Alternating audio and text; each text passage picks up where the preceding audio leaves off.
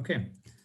Hello and welcome to CityLAB's online matchmaker. I'm Patrick Byrne, the project manager for CityLAB.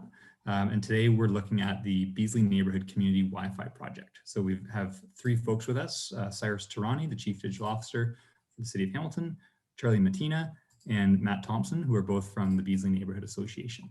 It's really wonderful to have everyone here with us today, and we're excited to get into the challenge and learn a little bit more about the community challenge that you've brought forward in partnership with the city. So let's get started with some introductions. We'll start with Cyrus from the city. Cyrus, if you could tell us a little bit about who you are and what you do at the city. Sure, thanks, Patrick. I'm Cyrus. I'm the Chief Digital Officer for the City of Hamilton. And in my portfolio, I sort of have our smart and connected communities pieces. So I have a keen interest in promoting digital equity within the city and also interactions sort of with some of our community stakeholders around digital divide, et cetera. So that's my involvement and interest. Awesome, thank you. Matt, do you want to go next? Yeah, hey, how's everybody? How's it going? My name is Matt. I am a BNA member, lived in the neighborhood now for over 10 years, live right on Beasley Park. And my main interest is the fact that we have this fantastic park that's full of folks. And you know, we don't have a good wireless connection. And in the era of, encampments and in the era of schooling kind of moving over to Zoom, what does it mean to kind of bridge that gap? And exactly what Cyrus was talking about, right? How do we do a digital equity? And what does this look like for a BNA perspective to kind of move something forward and say, we did some great research and this is what we're thinking of. Wonderful, thanks, Matt. And over to you, Charlie. Yeah, I can echo a lot about what Matt just said in regards to the driver for this, but just a background, I've been with a volunteer in the BNA since about 2006, so it's a long time. When it was, I got involved through the basically Growing Roots initiative from the Hamilton Community Foundation. That is my old neighborhood. I grew up down there. It's a lot different than when I grew up, but and it's a very exciting neighborhood. It's dynamic and very vibrant and very diverse. I would use diverse as probably the best way to describe Beasley, but yet unified. So I think the challenges that what the Matt was talking about is echoes exactly what I'm going to be saying. So wonderful. Well, thanks everyone for joining us again. And so what we usually do is give people a chance to just describe the challenge. So we have our challenges all posted on our website, citylabhamilton.com/challenges. So you can read the different challenges that have been submitted, including this one.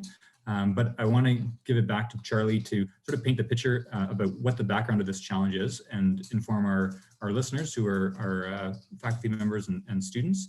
Tell us a little bit about the challenge from your perspective. Okay, again, it echoes Cyrus and repeat what Matt was saying. It's to bridge the digital divide, and I think it's a term that we all are very familiar with. You've seen it in that video. There is a big bridge, just the have and have-nots, right?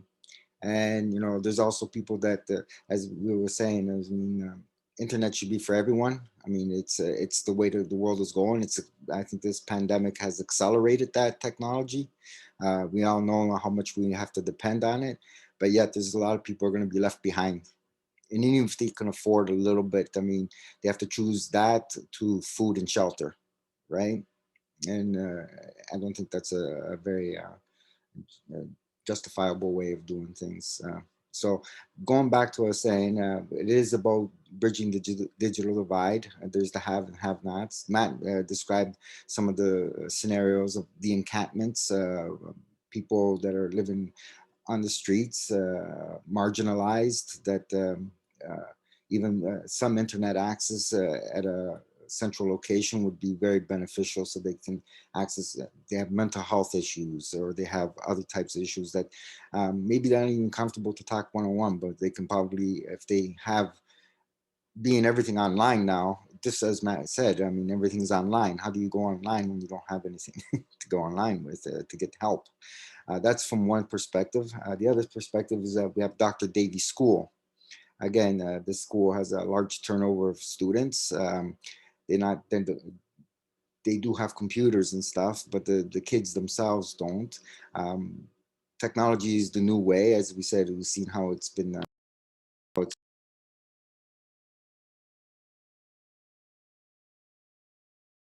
Oh, Charlie, you're muted there. Sorry.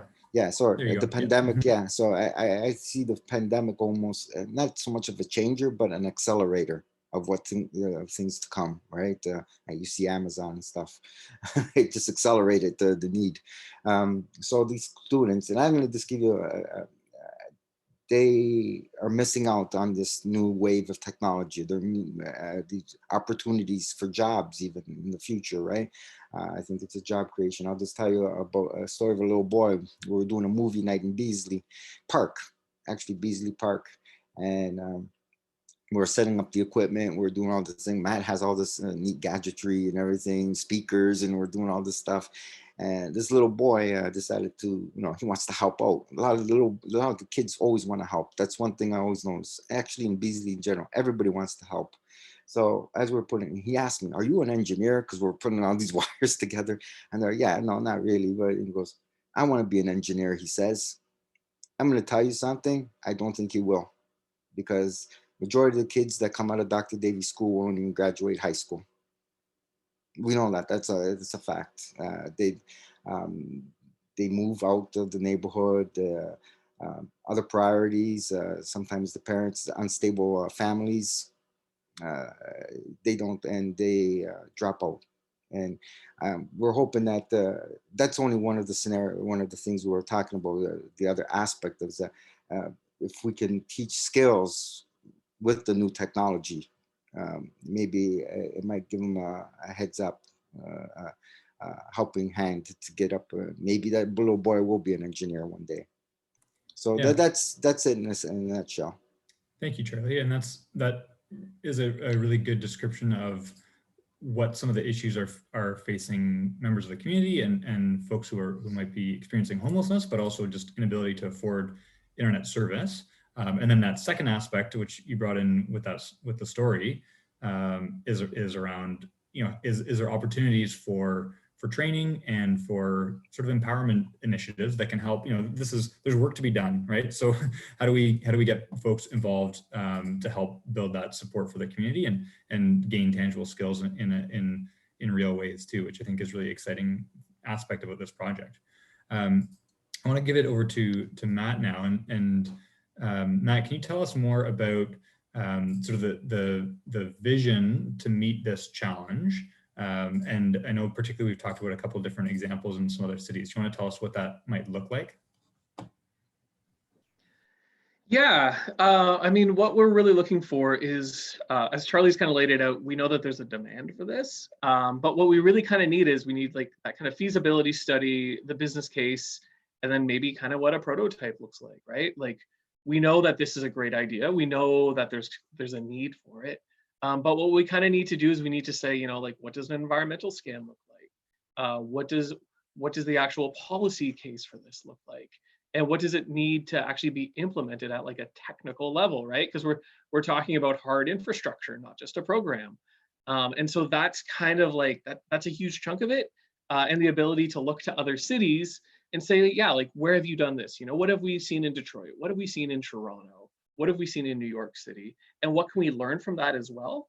And to me, that's just really exciting, because that's tapping into the things that McMaster students are best at. And it's also where we can leverage our partnerships with the city, because someone like Cyrus has this incredible body of technical knowledge that I'm sure he's going to talk about in a couple minutes. But that ability to kind of say, like, yeah, like, actually implementing this too, this is what it's going to look like. Here's the capital costs. Here's the ongoing costs. How do we take all of that into account and create something that people can really get behind, both at a technical level, but also at that community level of like, yeah, we believe in this. We really want to see it happen. Right, and your work with the community, Matt, is really bridging those gaps from what I know about you and your work in the past, which is really exciting. So just to like paint us a picture, what does this look like? Like why, what does it mean to have community internet? Like from an infrastructure and community perspective?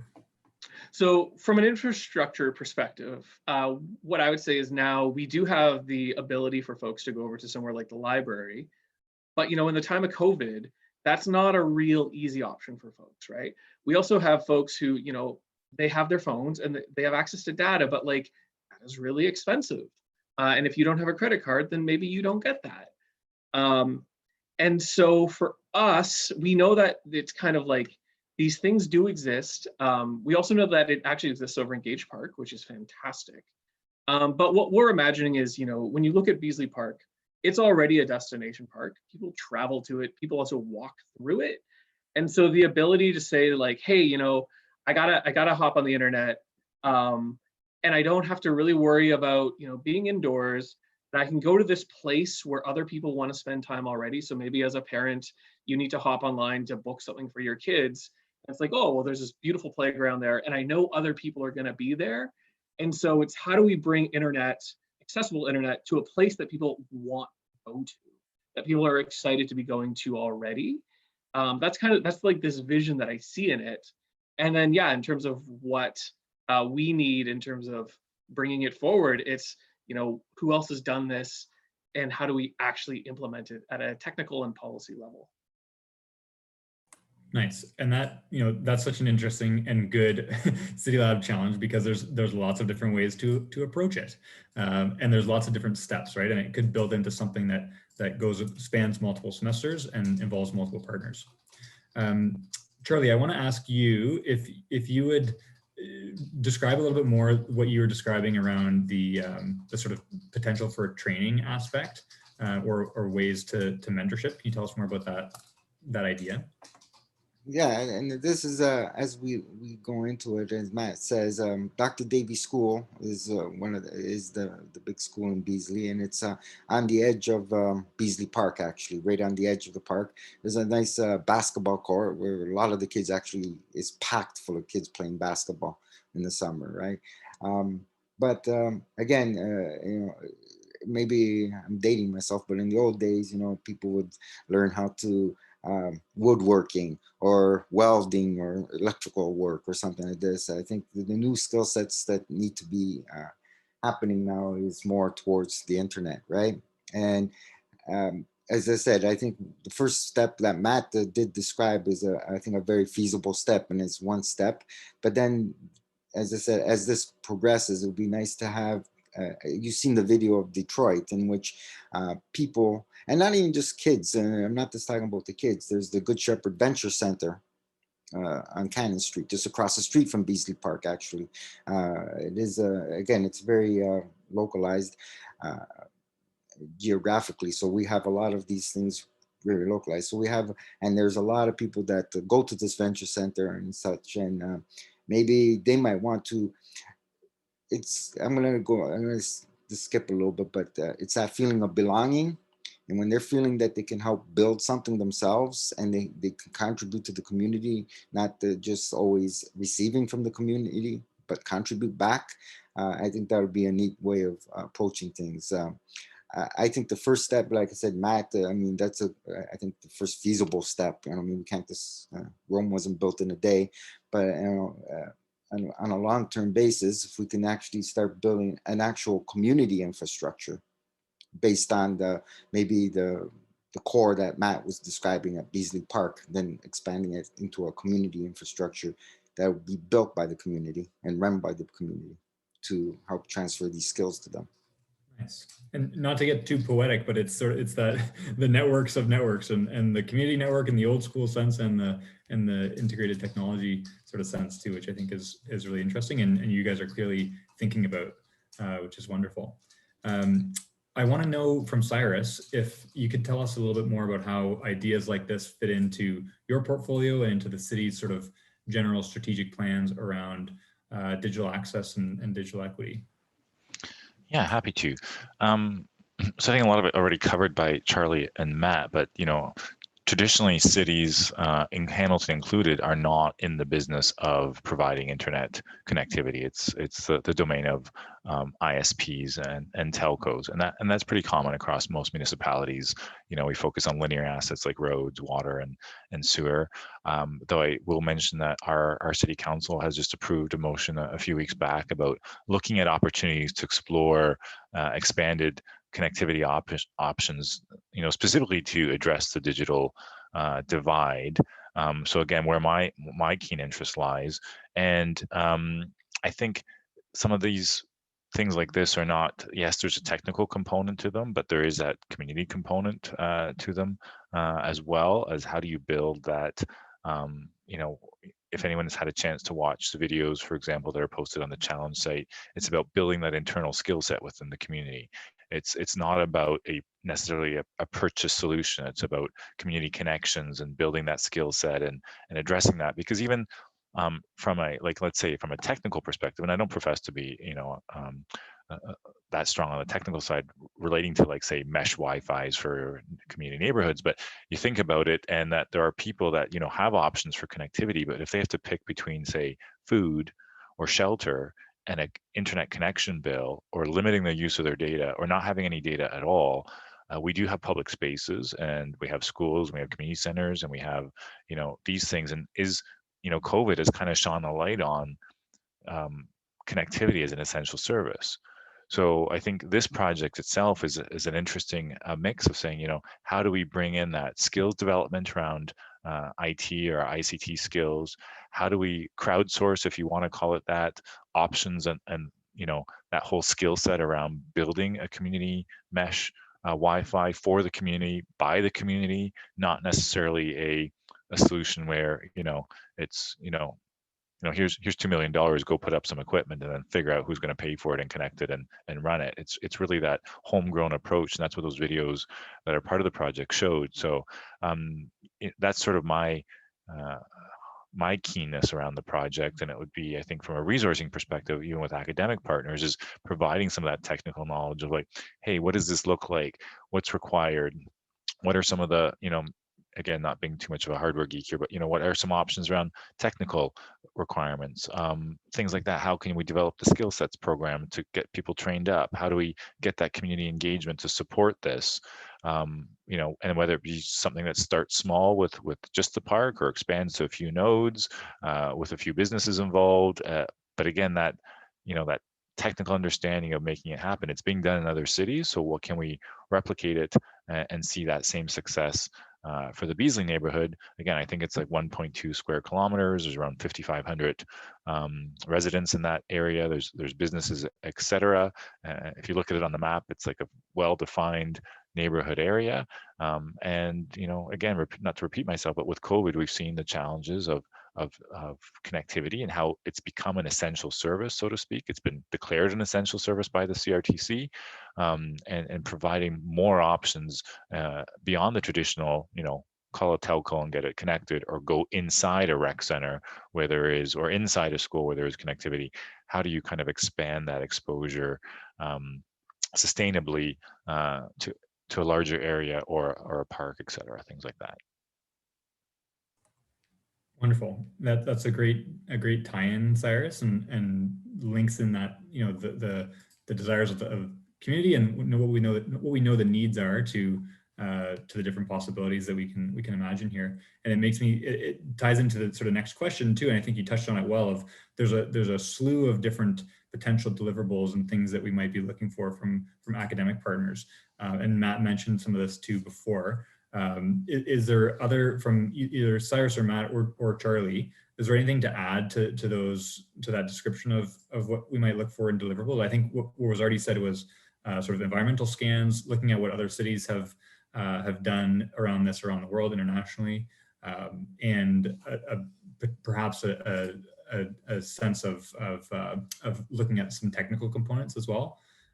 Is there more to add from those pieces?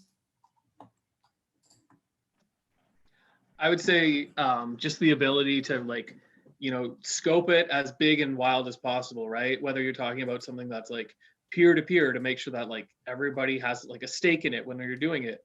Like that's to me, all that matters is that people have the ability to connect to the internet, whether it's more of a top-down infrastructure piece thing, or it is that kind of peer-to-peer, people making it happen because it needs to happen. All of those are things that we want to hear about because all of them are exciting, all of them are valid, and all of them are things that like we just need to know more, because the better options, the better it is to move forward with when you go to the community and you say like, hey, we got a couple options. What do y'all think? So. Right, perfect. And by finding some, potentially multiple academic partners, depending on interest and capability, my sense is there's lots of different places to start. There's no sort of direct entry point, and that we can continue to build and grow from there. So this is fantastic, and really appreciate everyone coming together to share this challenge through us, and hopefully we can find some solid academic partners for you. And I'd just like to thank folks who've joined in the video today for joining us, and a reminder that you can see all of our challenges on our website, citylabhamilton.com/challenges, and we'll continue to post new challenges as they come. Thanks very much for joining us today.